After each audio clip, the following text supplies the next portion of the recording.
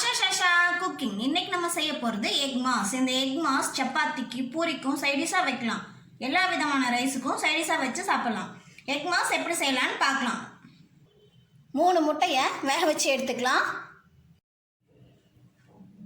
முட்டையை இந்த மாதிரி கட் பண்ணிக்கலாம். நம்ம எடுத்து வச்சிருக்க 3 முட்டையும் இதே ஷேப்பில் கட் பண்ணி எடுத்துக்கலாம். ஸ்டவ்வில் கடாய் வச்சாச்சு. எண்ணெய் போட்டுக்கலாம்.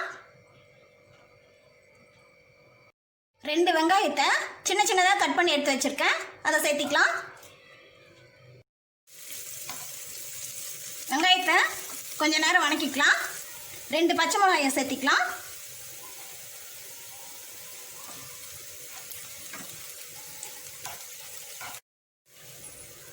அரை டீஸ்பூன் மஞ்சத்தூள் சேர்த்திக்கலாம். 1 டீஸ்பூன் மிளகுத்தூள் சேர்த்திக்கலாம். அரை டீஸ்பூன் மிளகாத்தூள் சேர்த்திக்கலாம். இது எல்லாத்தையும் பச்சை வாடை போகிற வரைக்கும் நல்லா வணக்கிக்கலாம். கொஞ்சமாக உப்பு சேர்த்திக்கலாம்.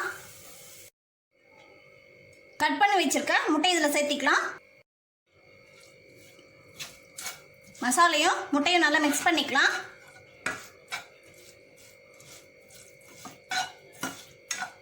கொஞ்சமாக கருவேப்பிலை சேர்த்திக்கலாம்.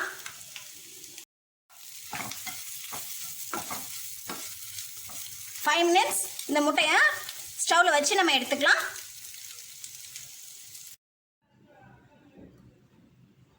முட்டை மாஸ் ரெடி ஆயிடுச்சு. செஞ்சு பாருங்க.